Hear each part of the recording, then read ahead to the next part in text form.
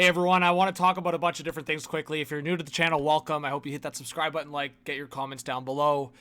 Jason Robertson's out in the trade rumor mill right now, and it was Rick Dollywall talking about it. I think Kevin Weeks has hinted at some Stars' big moves. I honestly think Pete DeBoer is going to get let go. But one team that makes a lot of sense for Jason Robertson is the New York Islanders. And I was kind of, I was causing a bit of a disturbance on X yesterday and just putting out some mock trades. But I think specifically for the New York Islanders, they have a couple players that the Dallas Stars want, and that's like a Jean-Gabriel Pageau. I just feel like he's the perfect fit for like a third-line center for the Dallas Stars. So if you can get him for 50% retained, and then the other biggest need for the Dallas Stars, which is a right shot, I would say explosive defenseman. I know a lot of people are saying, oh, they have a lot of offense already from that back end, but like for me, Miro Heiskanen's a very dominant two-way defenseman. He plays both sides of the ice. Lindell, defensive two-way guy. Yeah, Hartley brings some offense, but again, very solid two-way. And I think Dobson would be the pure offensive and be a perfect partner for Thomas Hartley, and that would be one of the best top fours in the league. So I think that makes perfect sense for the Dallas Stars. I also think it makes perfect sense for the New York Islanders, bringing in their biggest need, which is offense. And in the process, the Dallas Stars are able to dump a contract like Matt Dumba. There's a lot of other stuff I was going through. There's rumors right now that the New York Islanders could trade down if they get blown away by an offer, and that both the San Jose Sharks and Chicago Blackhawks wanted Matthew Schaefer. So could one of those two teams trade up? I think it would have to be, again, an offer that's basically blowing the Islanders away, blowing Matthew Darche away.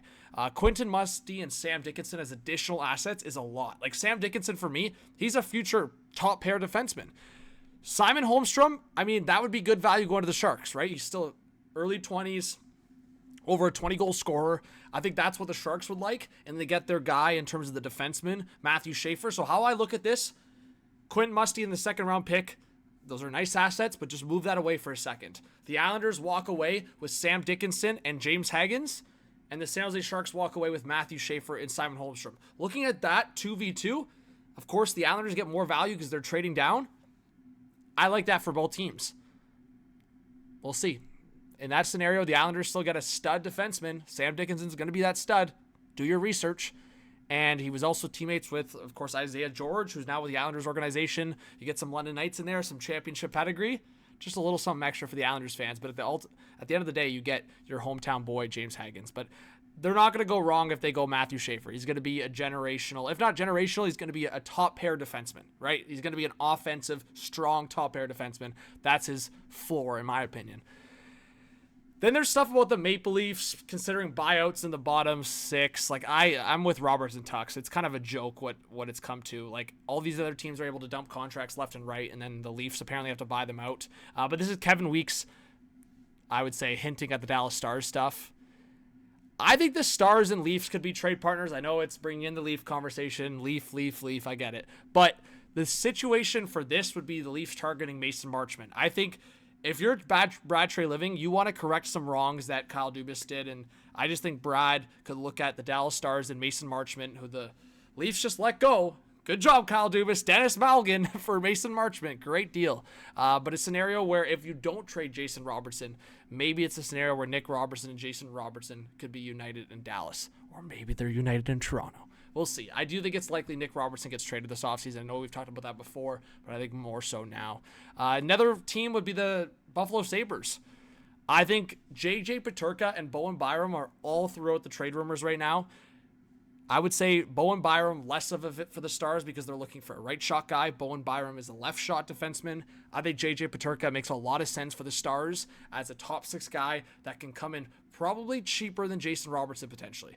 I know he just had a great year, so in terms of a long-term deal, Peterka could probably demand as much as $8 or $9 million. That's a lot, but Jason Robertson makes a bit under $7 million, so that's the conversation. But I also did start, again, some chaos again, just talking about how a team like Dallas would love an Austin Matthews. So if you were Brad and you were talking to Matthews, I don't think Austin Matthews is getting traded. I've made that statement many times, but if you did want to change the DNA, it would be looking at a team like Dallas and maybe seeing if there's a partnership there.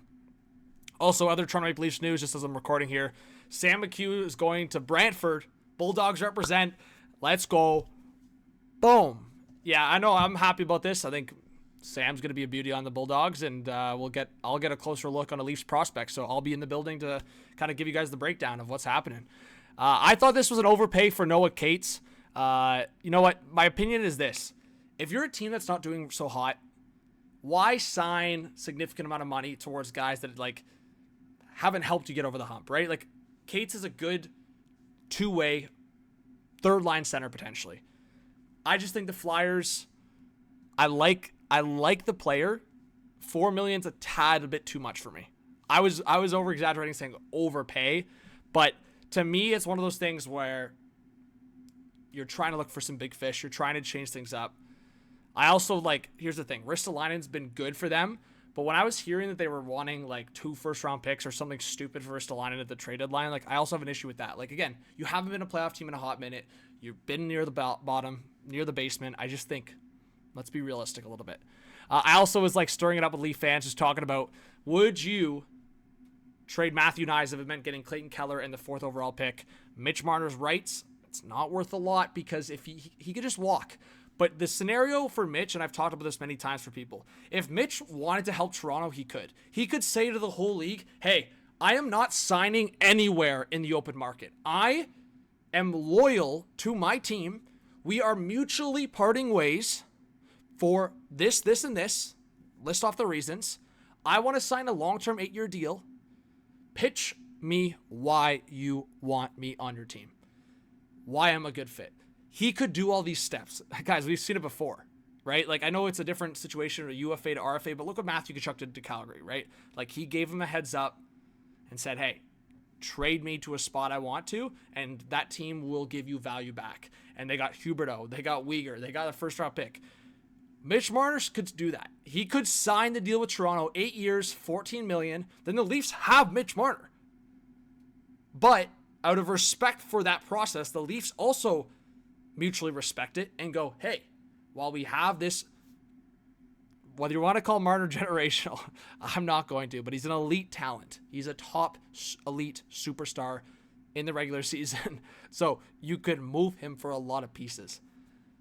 Matthew Knies is a legit piece. I love Matthew Knies. But if you could get Clayton Keller and the 4th overall pick, you can see the reviews, guys, from Leaf fans. They're not about it.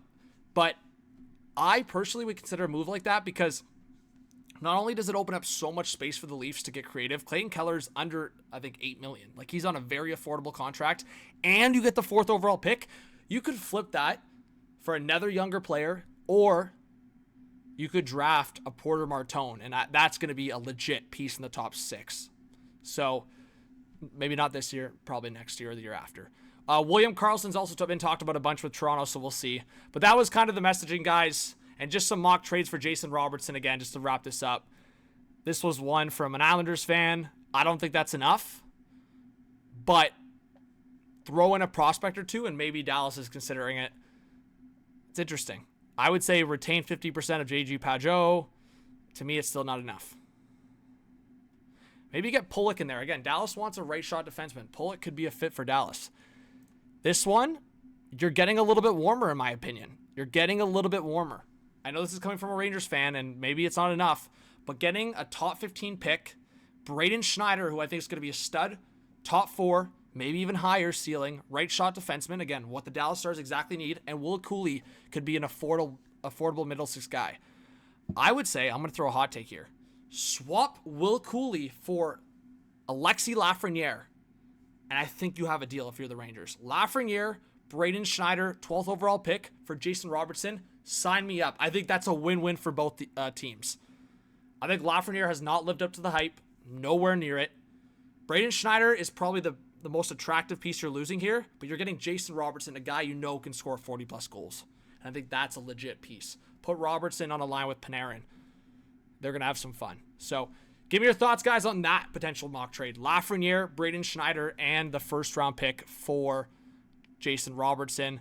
And yes, I'm with this fan, Sabres fans. You need to be more than willing to build a package around Peterka if it means getting Jason Robertson. That's my opinion. Anyways, guys, make sure you guys follow me on X, Hot Take Hockey, or at John Viveiros, and I'll see you guys in the next video. Thanks for watching. Peace.